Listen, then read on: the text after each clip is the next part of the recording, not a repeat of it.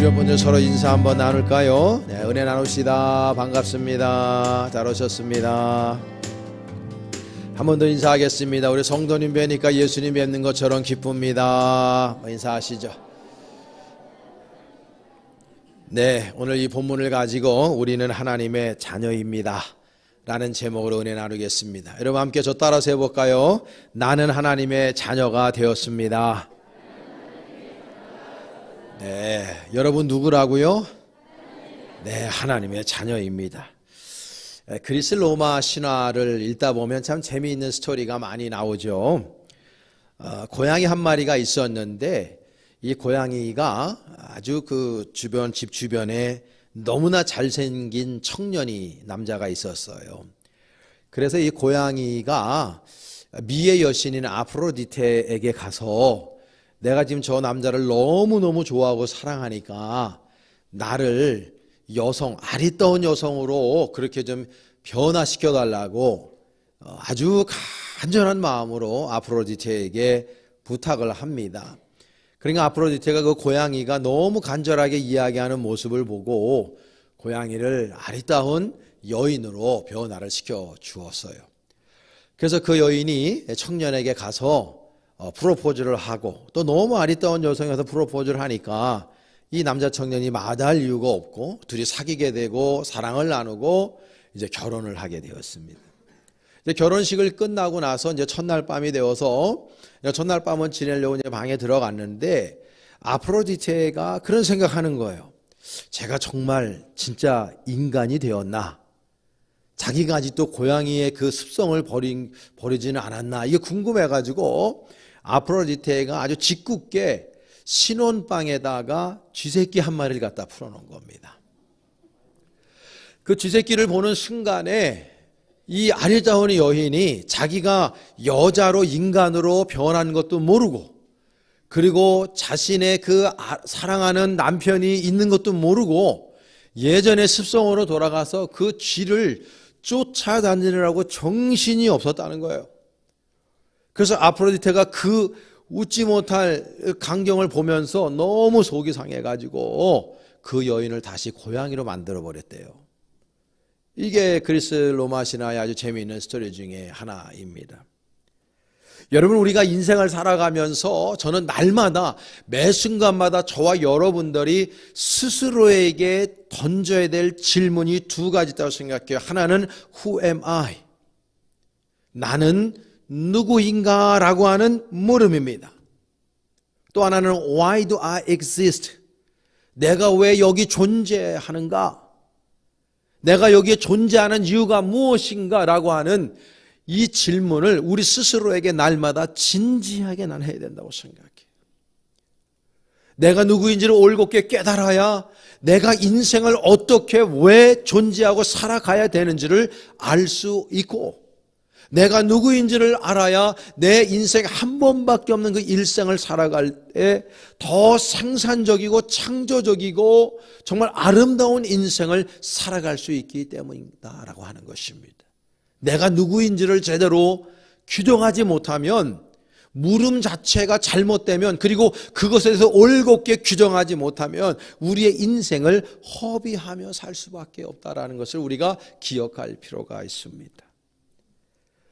그래서 우리는 이 나는 누구인가라고 하는 질문은 자기 정체성에 관한 물음이라면 나 여기 왜 존재하지? 라고 하는 이 질문은 나의 본질에 대한 질문입니다. 그래서 이 첫 번째에 대한 질문에 대한 확실한 해답이 오늘 보면 14절에 명확하게 나와 있습니다. 14절에 보면 무릇 하나님의 영으로 인도함을 받는 사람은 곧 하나님의 아들이다 그렇게 표현하고 있는 거예요. 그러니까 하나님 아버지의 영을 인도함을 받은 우리들은 하나님의 아들이요 딸이 된 하나님의 자녀가 된 인물들이 되었다라고 하는 것을 우리에게 가르쳐주고 있는 것입니다. 여러분 누구라고요? 하나님의 자녀가 된 사람들임을 기억하시기를 바랍니다. 한번 질문해 볼게요. 여러분 하나님이 정말 온 우주 만물의 창조주가 되신 분임을 믿으십니까? 여러분 예수 그리스도가 여러분들의 진정한 구세주가 되시고 주님이 되심을 믿으십니까? 그렇다면 여러분들은 하나님의 자녀가 된 줄로 믿으시기를 간절히 축복합니다. 그러니까 내가 하나님의 자녀가 되었다는 자기 정체성을 알고 사는 사람과 이걸 모르고 사는 사람 간에는 완전한 차이가 있는 것입니다. 오늘 보면 15절에 보면 또 이렇게 규정해요. 너희는 다시 무소하는 종의 영을 받지 아니하고 양자의 영을 받았으므로 우리가 아빠, 아버지라고 부르짖느니라 말씀하고 있어요. 그러니까 우리를 하나님 아버지께서는 하나님의 양자로 만들으셨다. Adoption of God. 하나님의 양자로 우리를 만들어 주셨다는 거예요. 원래 우리는 진노의 자녀, 사탄의 자녀였는데 예수 그리스도의 십자가의 보혈의 공로로 구원의 길이 열렸고 그 예수 그리스도를 나의 구주로 영접한 우리들에게는 하나님의 양자가 되는 복을 누리게 하심으로 말미암아 하나님을 아빠, 아버지라고 부르게 만들어 주셨다는 거예요. 전 어렸을 적에 아버지를 아빠라고 물어본 적이 없습니다. 우리 나이 또래들은 대부분 그렇게 아버지를 아버지라고 불렀죠. 근데 요즘의 세대들은 아빠라는 표현을 많이 씁니다. 어쨌든 아빠든지 이 아빠라고 하는 표현도 아람어예요. 그래서 우리가 아빠, 아람어도 아빠로 되어져 있습니다. 저 몽골에 가면 엄마를 부르게 돼 있죠. 그래서 이게 같은 용어가 상당히 많은데 아람어하고 우리나라 말이 아빠란 말이 똑같아요. 그래서 예수님께서도 아빠라고 하는 표현을 아버지에게 올려드렸죠. 그러니까 우리들도 말이죠. 하나님을 하나님의 양자, 하나님의 자녀가 됨으로 말미암아 우리 하나님을 아빠, 아버지라고 부를 수 있는 복을 우리가 누리게 되었다라고 하는 이 자기 정체성을 우리가 알고 지내야 된다는 거죠. 또 하나 17절에 보면요. 우리를 뭐라고 하셨냐면 자녀이면 또한 상속자고 하나님의 상속자요 그리스도와 함께한 상속자니 우리가 그와 함께 영광을 얻기 위하여 고난도 함께 받아야 할 것이다 라고 말씀하면서 우리를 뭘로 부르고 계시냐면 상속자라고 칭해 주셨다는 거예요. 하나님의 자녀, 하나님의 양자, 그리고 하나님의 상속자가 된 사람들이 저와 여러분들의 위치라는 거예요. 위치. 자기 정체성이 뭐냐? 여러분 하나님의 자녀가 된 줄로 믿으시길 바랍니다.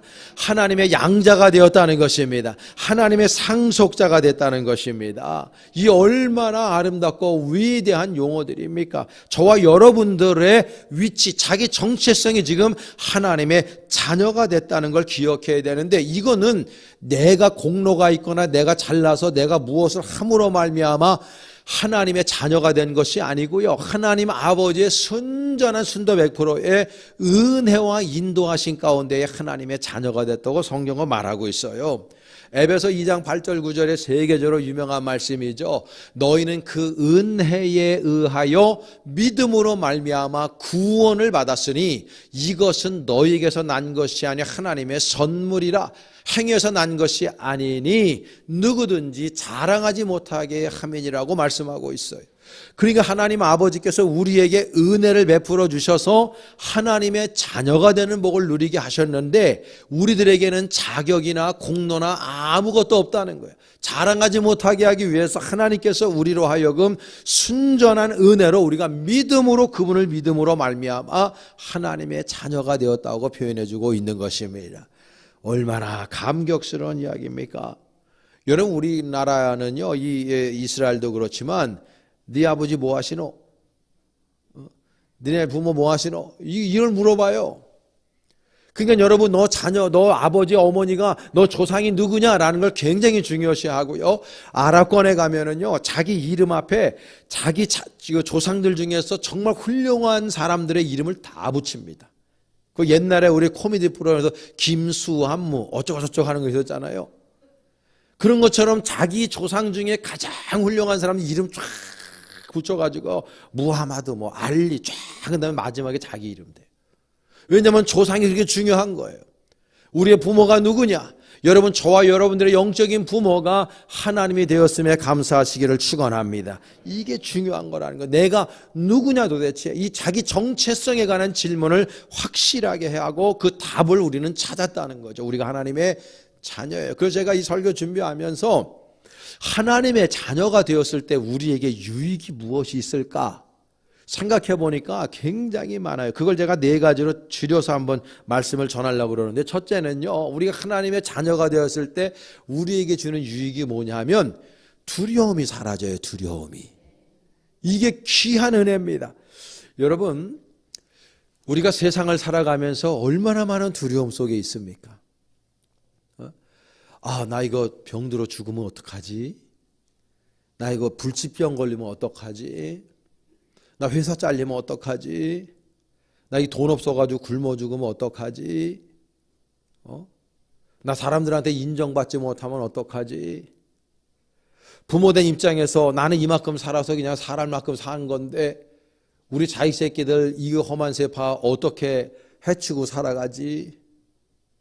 이제 인공지능 AI하고 다퉈야 되는 인생들인데, 우리 때처럼, 여러분 지금 모든 사회학자나 경제학자들이 얘기하는 게 뭡니까? 우리 아버지는요, 우리 할아버지보다 잘 산 세대입니다. 우리는요, 우리 아버지보다 잘 산 세대죠. 그러나 우리 자녀들은요, 우리보다 못 사는 세대가 된다는 거 아닙니까? 그러니까 이 전체적인 세계적인 이런 돌아가는 모습을 보면 이게 녹록하지 않으니까 부모들은 자녀에 대한 그러한 두려움이 있어요. 또 우리들의 인생 있잖아요. 우리의 미래에 대한 두려움들이 항상 우리 엄습해요. 여러분, 우리 인간에게 의식주의 문제가 가장 기초적인 거예요. 이 의식주의 문제가 올곧게 해결이 안 될 때 사람들은 두려워하고, 이런 것들에 대한 날마다 두려움이 우리 마음 안에 엄습해져 있어요. 그런데 오늘 보면 15절에 보면 뭐라고 되어 있냐면, 너희는 다시 무서워하는 영을, 종의 영을 받지 아니하고 양자의 영을 받았기 때문에 우리가 아빠, 아버지라고 하나님을 부를 수 있도록 되었다고 얘기하는 거예요. 그러니까 우리가 두려워할 필요가 없다는 겁니다. 왜? 우리 아버지가 누군데? 우리 아버지가 하나님 아버지야. 그 하나님이 어떤 아버지야? 여러분, 온 우주 만물을 말씀으로 창조하신 아버지입니다. 그분에게는요, 불가능한 것이 하나도 없는 아버지입니다. 여러분, 우리들의 육신의 부모님들은요, 한계가 있는 분들이에요. 유한합니다. 우리 모두 인생이 그렇지 않습니까? 그러나 하나님 아버지는 그런 분이 아니에요. 모자람이 없는 분이에요. 불가능한 것이 없는 분이에요. 모든 것들을 다 아시는 분이에요. 우리들에게 못 해주실 것이 아무것도 없는 분이에요. 왜 그러냐면 그분은 당신 아들 독생자까지도 우리에게 허락하신 분 아닙니까? 그 하나님이 누구의 아버지라고요? 나의 아버지. 그 하나님 아버지가 나의 아버지가 되시는 여러분, 뭐가 두렵습니까? 저는 하나님 아버지 인격적으로 만나고 난 이후에 세상에서 두려울 게 아무것도 없는 사람이 되었어요. 이건 저의 신앙의 고백입니다. 하나님만이 두렵지 아무것도 두려운 게 없어요. 그 여러분 인생 살아가면서 두려워서 또 힘들고 어렵고 벅차게 살아가다가 뭐 죽으면 그만이지 뭐. 죽으면 어디 갑니까? 하늘나라 가잖아요. 아멘 소리가 왜 이렇게 작은가? 그래도 이 땅이 좋아요. 그 좀 더 살아야 돼요. 여러분 많이 살아야 100년 삽니다. 그리고 우리는 하늘나라에 가야 될 백성이에요. 그러니까 여러분 두려움이 있으십니까? 두려움을 다 내려놓으시고 나의 아빠 되시고 아버지 되시는 하나님을 바라보면서 여러분 주님 안에서 승리하시길 간절히 축원합니다.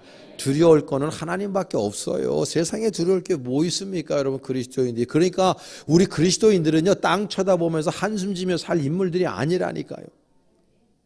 어깨 쫙 펴고 살아갈 수 있으니 간절히 축복합니다. 좀 일이 안 돼도 까짓 거 뭐 죽기까지밖에 더 해야겠어. 이 마음 가지고 우리 아버지가 누군데? 하나님 아버지를 자랑스럽게 여기시고 하나님 아버지께서 나의 아버지가 되심에 위로 얻으시기를 간절히 축원합니다. 제가 중학교 1학년 때요, 우리 학교에서 제가 영동중학교, 우리 모교가 옆으로 왔습니다. 옛날에 저 말죽거리에 있었어요. 근데 그때에 집에 우리 학교에서 가훈에 대해서 이야기를 하더라고. 그래서 가훈을 좀 가지고 오라 그래서 우리 집에 가훈이 있어요. 가훈이 네 가지로 뭐 적극신앙, 순종효도, 뭐 평화, 위주 뭐 이런 거 있어요. 그래서 그걸 가훈을 한 걸 딱 갖다 냈는데 출품을 한 거죠. 그랬더니 우리 담임 선생님이 그때 영어 선생님이었었는데, 야, 니네 집 가훈이 제일 좋다고, 니네 아버지가 목사님인데 오셔서 애들한테 일일 교사하고 1시간 강의해 줄 수 없냐고 여쭤봐라. 그래서 아버지한테 여쭤보니까 아버지가 야, 못 갈 게 뭐 있냐 그러더니 우리 아버지가 우리 학교 오셔가지고요 일일 교사를 한 적이 있다니까요.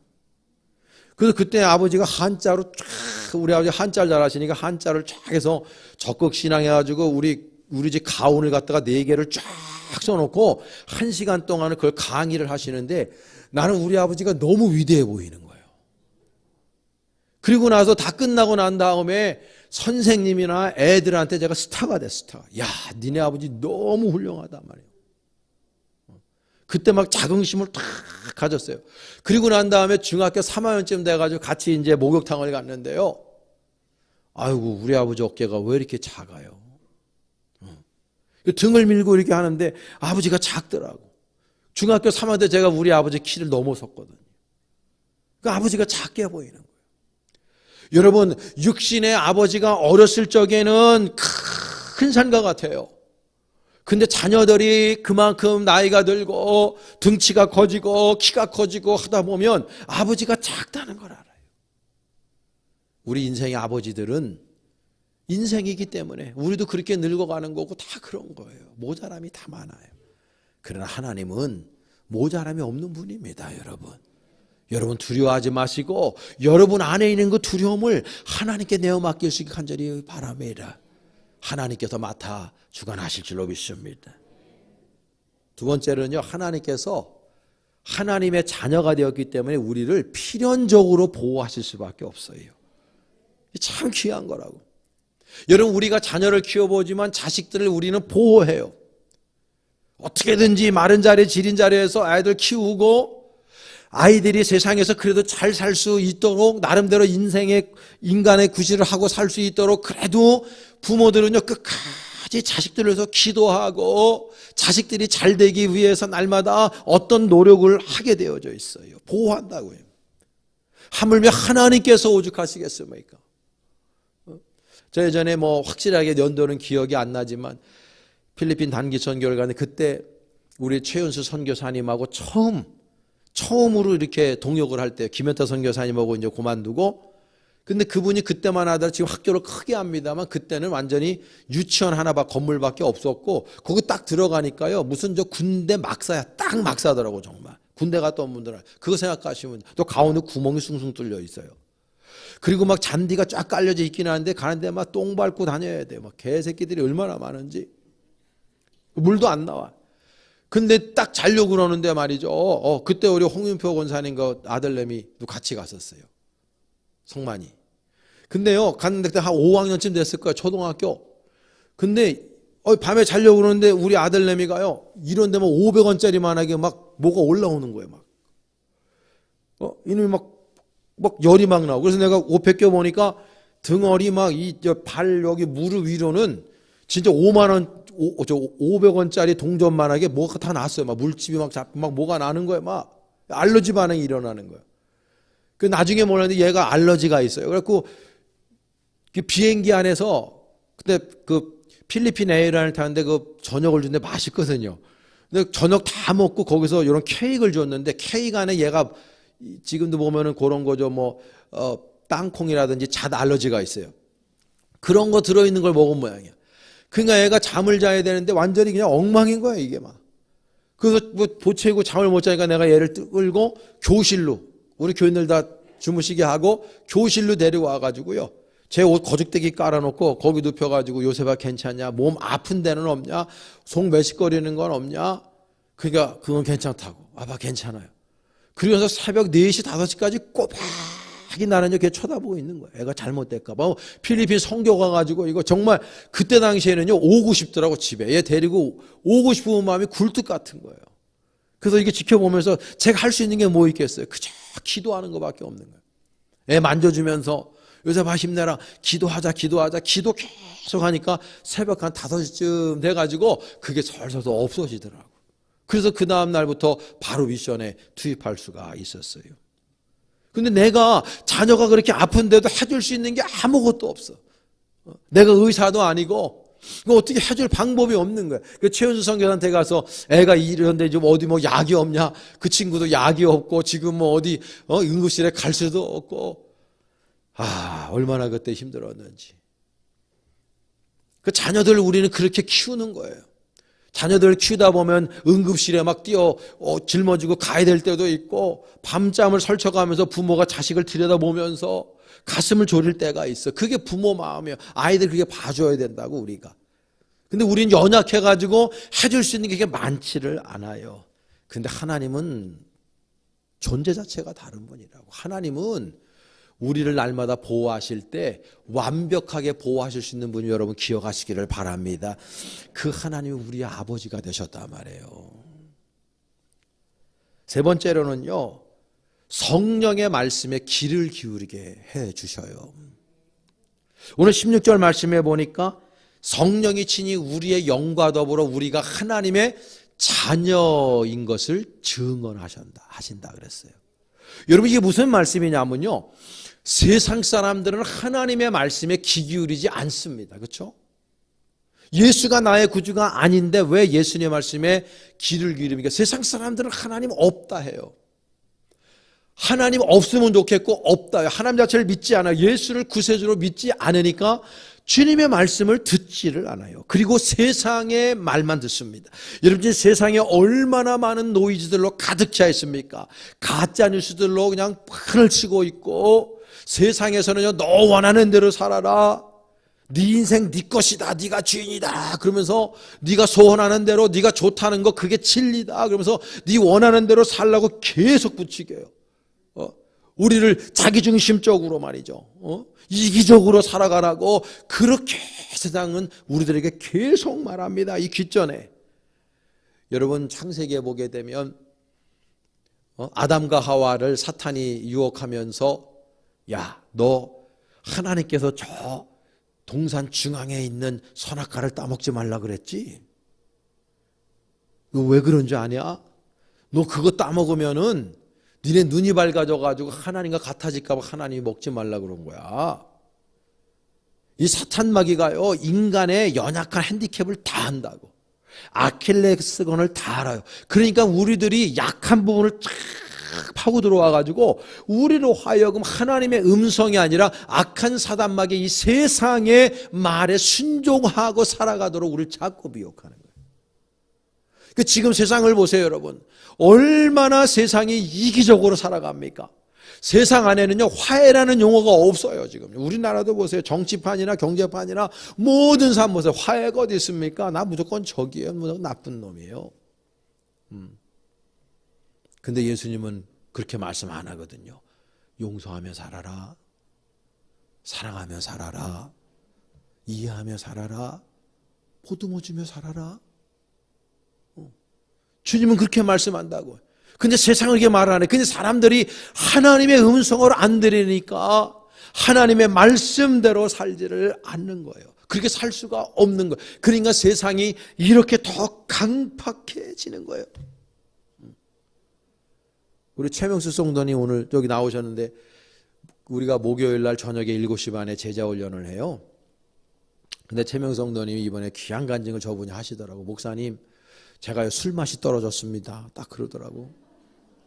저분이 옛날에 술 좀 마신 분이거든요. 얼마 전에 장례식장에 갔는데 친구들이 술 한잔 해야지. 그래서 저분이 나 술 맛 떨어져갖고 안 먹는다. 그러니까 이건 뉴욕타임즈에 날 일이라는 거죠. 최명숙이가 어떻게 술을 안 먹냐 이거예요. 저분이 하는 말씀이 뭐냐면, 교회 다니고 하나님의 말씀 배우고 하나님의 말씀 공부하고 은혜 받으니까요, 술 맛이 똑 떨어졌대. 그게 예수 믿는 거 아니겠어요? 저도 그랬어요. 나도 군대 일병 때까지 담배를 폈는데, 재수할 때부터 은혜 받고 나니까 담배 맛이 똑 떨어져 정말. 그래서 한번, 원래 술은 체질이 안 맞아서 못 먹었지만, 여러분 아직 술 못 끊은 분 계십니까? 은혜 받으시기를 축원합니다. 은혜 받으면 끊어져요 그거. 그거 사람 힘으로 됩니까? 여러분, 이거 담배 끊는 거, 술 끊는 거 사람의 힘으로 되는 게 아닙니다. 그거 쉽지 않습니다. 작심삼일이고 한 1년 2년 끊었다 열반이 되고 또 펴요. 또 먹게 돼 있고, 그 습관이 돼가지고 그냥 모이면 한잔 해야 되는 거야. 그럼 우리 같은 사람은 모이면 술 안 먹어도 맛있거든요. 근데 술 안 먹으면 맛이 없다고. 왜냐하면 그 습관 돼가지고. 근데 은혜가 딱 들어가면요, 그런 거 다 싫어지는 거예요. 하나님 아버지의 말씀에 귀를 기울이니까 이제 세상 사람들의 말에 내가 귀가 이렇게 울리는 게 아니라 하나님의 말씀에 이렇게 딱 귀를 기울이니까, 야, 너 지금 너 잘못하는 거다. 하나님이 너 그거 먹지 말아라. 너 그거 하면 안 된다. 너 그쪽으로 가면 안 된다. 하나님 아버지께서 날마다 하시는 말씀이, 그 세미한 음성이 들리기 시작하는 거야. 이게 들리기 시작하는 거야. 그러니까 하나님의 말씀을 여전히 부족하지만 그래도 하나님의 말씀을 따라서 살아가려고 몸부림치며 노력하는 신앙인이 되는 거예요. 여러분, 하나님 음성에 귀를 기울이실 길을 축복합니다. 마지막 하나는요, 우리가 상속자가 되는 거예요. 17절에 보면 두 번이나 상속자라고 하는 이 언어, 영어로는 heir of God, 하나님의 상속자. 여러분, 상속자라고 하는 뜻이 뭐냐면요, 쉽게 보면 이거예요. 하나님께 내 거라는 거예요. 하나님께 내 거. 여러분, 여기 이제 부모님들 많이 앉아 계신데 재산 좀 있습니까? 재산? 예, 우리 그 한국 사람들은요, 재산을 다 자식들한테 물려주고 가려고 해요. 100명이면 99명이 그럽니다. 100명이면 99명이 그래요. 여러분들도 아마 쥐고 있다가 자식들한테 물려주고, 그것도 특별히 아들한테 물려주고 가려고 하는 분들이 많을 거예요. 나는 그거 반대합니다. 나는 그거 반대. 여러분 다 쓰고 죽으시고요, 돌아가실 때 교회에다가 헌금하고 돌아가세요. 마음엔 안 하잖아요. 왜냐하면 99명 중에 한 명밖에는 그럴 사람이 없다니까요. 그러니까 나는 우리 교회에 69년이 됐거든요. 69년이 됐는데 우리 교회에 집문서 갖다 바치는 사람 한 번도 못 봤어요. 곧 나타나게 될 줄로 믿습니다. 아멘 안 하고 웃기만 하잖아요. 왜냐면 싫은 거야. 나는 내가 우리 자식한테 해줘야지, 내가 왜 교회 바치고 가, 우리 목사님 이상한 소리 안 해, 이런다고. 좋아요. 뭐 여러분의 삶의 방식이니까 뭐 그래요. 그러니까 여러분, 그분요, 자식은 무슨 생각하는지 알아요? 우리 엄마 빨리 안 죽나 이 생각한다니까요. 왜냐면 엄마 아버지 죽으면 그게 누구 거 되니까. 내 거 되거든. 내 거 되니까. 그러니까요, 부모들이 오래 살면요, 자식들한테 속으로 욕먹는 거예요. 왜 안 죽나? 이러다 내가 먼저 죽겠네, 이런다니까, 아이들. 그리고 그 재산을 제대로 잘 상속 안 해놓고 가면 나중에 자식들끼리 막 가간입니다. 막 법적 공방하고 가간이, 그게 피를 나는 형제들끼리는 어느 정도 어렌지가 되잖아요. 집에서 잠자고 오면 달라지는 거예요. 그 며느리 사위끼면 달라져요. 그런데 이 상속자라는 의미가 뭐냐면 히브리인이나 우리랑 똑같아요. 아버지 것이 내 것이 됐다, 그 말이에요. 여러분, 이거는요, 두 가지 의미가 있는데, 하나는 내적인 의미와 외적인 의미가 같이 되어 있어요. 하나님의 것이 내 것이 됐는데, 하나님의 내적인 그분의 품성, 성품, 우리가 이마고데이라고 그러잖아요. 하나님의 성품 나오는데 그 성품, 하나님의 성품이 내 것이 돼요. 여러분, 하나님은 God is love예요. 하나님 사랑이시라고요. 하나님은요, 긍휼의 하나님이에요. 하나님이요, 은혜의 하나님이에요. 하나님 용서의 하나님이에요. 기쁨의 하나님이에요. 그 하나님의 속성이 나의 것이 된다는 거예요. 여러분들이 이 땅 살아가면서요, 언제 기쁩니까? 뭐 로또 복권 1등 받을 때도 있을 것이고요. 여러분 인생에 그동안 살아오면서 기쁜 날 한번 떠올려 보세요. 그게 기쁜 날 떠올려 봐도 우리들은 이 원죄 때문에 우리의 이 생각과 마음과 우리의 품성도 다 타락한 거예요. 원래 오리지널에 그게 아니라고. 그러니까 여러분들이 아무리 기쁜 날이었어도 사실은 그게 진짜 기쁜 날이 될 수가 없는 거예요. 근데 하나님의 품성이 내 마음 안에 들어오는 순간에 세상에서 줄 수 없고 경험할 수 없는 그 기쁨과 소망과 감사와 그 희망과 그 모든 것들이 나의 것이 된단 말이에요. 그러니까 여러분, 우리가 얼굴을 피고 살 수밖에 없는 거고 행복하게 즐겁게 살 수밖에 없는 거예요. 주변의 사람이 볼 때 쟤는 나보다 못 사는데요, 지금 맨날 웃고 다니까. 쟤는 나보다 가방끈도 짧은 애가 뭐 저렇게 자신감이 넘쳐날까? 쟤는 맨날 새벽벌 보고 나와서 밤벌 보고 다니는데도 왜 저렇게 막 스태미나가 뭐 보통이 아니야. 지치는 걸 모르겠어. 주변 사람들이 왜 그런 말을 하냐면 내가 하나님 아버지께서 공급해 주시는 내적인 인성이 하나님께서 주시는 것이기 때문에 우리는 세상에서 줄 수 없는 그 기쁨이 우리 마음 안에서 샘솟듯이 일어난단 말이에요. 그러니까 인생을 열정적으로 살아갈 수밖에 없는 거예요. 또 하나는요, 외적인 것도 있다고. 하나님의 것이 내 것이에요. 하나님께서 우리에게 천국을 만들으셨잖아요. 제가 오늘 새벽에 일어나서 설교의 본문을 쭉 다시 한번 정리하면서 계시록을 쭉 읽어보는 가운데 21장 18절에 21절에 하늘나라가 어떻게 되어 있냐면요. 여러분 들어보세요. 정금, 벽옥, 남보석, 옥수, 녹보석, 홍만호, 홍보석, 황옥, 노곡, 다망옥, 비추옥, 청옥, 자수정. 이거 갖고 있는 거 있어요, 여러분 이 중에? 뭔지도 모르겠죠. 노곡 봤어요, 노곡? 청옥 봤어요, 청옥? 홍만호. 우리가 듣도 보지도 못한 그 아름다운 그 보석들로 천국이 완전히 도배가 돼 있어. 그거 누구 거라고요? 내 거라니까 그게. 이 양반도 감동도 안 받네. 집에 금 몇 돈이나 있어요, 여러분? 금 몇 돈이나 있어? 박재영 집사님 금 몇 돈 있어, 집에? 없대. 저 거짓말하는 거 봐. 내가 달라고 안 할 테니까. 금 좀 있는 사람 한 20돈만 갖고 와봐요. 선교할 때 좀 쓰게. 아니 우리는 기껏해야 뭐 100돈 정도 가지고 있으려나 많이 가지고 있는 분들 금까지 거고. 예전에 뭐 시집장가 갈 때에 보석, 다이아몬드. 다이아 반지 뭐 갖고 올 수 있어요. 그거 해봐야 얼마 안 돼요. 근데 이 천국은요, 제가 오늘 성경 말씀 계시록을 보니까 그런 것들로 도배가 돼 있다니까. 그게 누구 거라고요? 근데 얼굴이 왜 그 모양이에요, 여러분? 여러분 거라는데. 이게 아직 와닿진 않는 거야, 이게. 아이, 목사님, 현금이 내 이름으로 와야지 내 거지, 이게 지금. 하나님께서 약속하세요. 우리 부모님들은 약속을 어길 수는 있어요, 간혹가다. 근데 하나님은 약속을 어길 수 없어요. 하나님이 전지전능하시고 모든 것이 가능한 분인데 그분이 못하는 게 있다고. 그분은 거짓말을 못해요. 하나님의 속성이 그래. 그러니까 하나님께서 약속하셨다고. 우리가 하나님의 상속자가 됐다는 것은 하나님의 것이 내 것이 된 것이기 때문에 이게 귀한 거예요. 그러니까 천국이 우리의 것이 됐다는 것이죠. 여러분 이 땅에서 두려움이 있습니까? 좀 여러분 사업하면서 안 되는 거 있어요? 좀 염려하는 거 있어요? 걱정하는 거 있어요? 여러분 자녀 때문에, 여러분 인생 때문에, 여러분 미래 때문에 불안한 거 있어요? 여러분 우리 아버지가 누구라고요? 하나님이에요, 하나님. 그러니까 째째하게 살 일이 아니에요.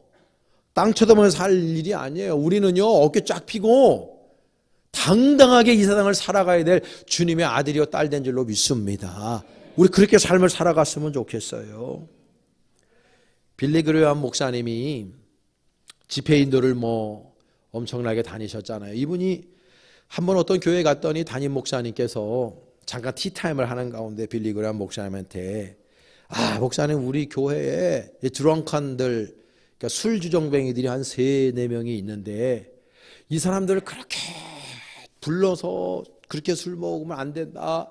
그리고 이제 그분들 위해서 금식 기도도 하고 교회에서 기도회도 하고 막 권면을 했는데 이 사람들이 말을 안 들어먹는다는 거예요.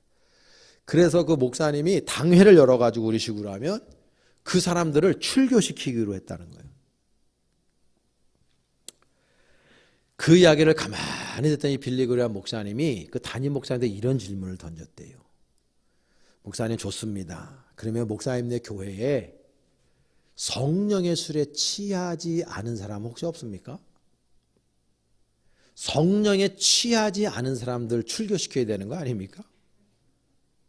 그 얘기했다는 거예요. 그래서 이 빌리 그레이엄 목사님이 뭐라고 얘기했냐면 사람들이 술에 취한 거 그것보다도 사람들이 그리스도인들이 성령의 술에 취하지 않은 게 더 큰 문제임을 왜 모르냐고. 하나님의 성령에 취해서 하나님의 말씀에 취해서 하나님의 은혜에 취해서 그렇게 신앙생활하지 못하는 것이 진짜 문제라고. 우리가 귀담아 들어야 될 내용 아닙니까? 우리가 하나님의 자녀가 되었다면 우리는 세상에 취해서 사는 사람들이 되어서는 안 돼요. 그거 100년도 못 살아요. 또 인간이 부자를 해봐야 뭐 얼마나 부자입니까? 지금 이 세상에서 최고 부자 뭐 수십조 원, 빌 게이트 같은 친구들, 뭐 워런 버핏들 뭐 가지고 있어봐야 몇십조, 몇백조밖에 안 돼요. 아니 우리는 하나님께서 이 우주 만물을 창조하신 분인데 그분께 내 거라는데 무슨 뭐 그게 부러울 게 뭐 있습니까, 여러분? 정말 부러워할 거는요, 내가 예수 그리스도 안에 진짜 푹 빠져 있지 못한 거. 그런 사람들을 부러워해야 되는 거예요. 성령으로 충만하고 믿음으로 살아가고 말씀으로 살아가고 물과 불을 가리지 아니하고 이 땅을 정말 당당하게 예수님의 이름을 살아가는 사람들, 그런 사람들을 부러워해야지. 돈 많은 사람들, 명예와 권력 가지고 있는 사람들, 이런 거 부러워할 게 아니에요. 나중에 그 사람들은 다 지옥불에 떨어져요. 우리는요, 하늘나라에 가서 하나님의 것이 나의 것이 된 상속자로서 우리가 살아갈 존재라는 걸 기억하셔야 됩니다. 여러분 누구라고요? 하나님의 자녀가 된 줄로 믿습니다. 그러니까 두려움에 사로잡히지 마시고 어깨 쫙 펴시고 행복하고 멋지게 아름다운 인생 당당하게 살아내신 여러분 되실 수 있기를 축복합니다. 기도하시겠습니다.